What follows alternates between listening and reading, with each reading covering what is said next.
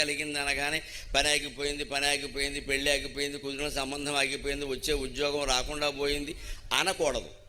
ఆ ఉద్యోగం మనకు ఒకవేళ రాకపోవడానికి భగవంతుడికి మొక్కుకున్న ఆ ఉద్యోగం రాలేదు అంటే ఆ ఉద్యోగంలో ఉంటే మనం ప్రశాంతంగా ఉండగలిగే అవకాశం లేదన్నమాట. అందుకే అది రాలేదు అనుకోవాలి. అంతా మన మంచికే అంటే ఉద్దేశం ఇది.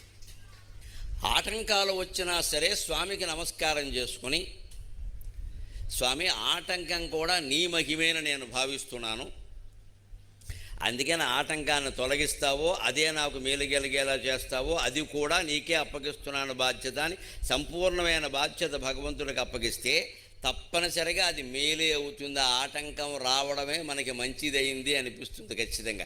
తర్వాత వచ్చిన ఉద్యోగం ఏదో మనకు వస్తుంది అనుకోదు, ఇంటర్వ్యూకి వెళ్ళలేకపోయామే, అసలు ఆ తర్వాత ఉద్యోగాలు ఎవరికి ఇవ్వలేదుట అంటారు. అప్పుడు ఏమైనా మనకి ఛార్జీలు మిగిలినట్లు లెక్క. అనవసరంగా వెళ్ళలేదు, మంచిదయిందిరా అబ్బాయి, వెళ్ళుంటే మన ఉద్యోగం కూడా అందులోనే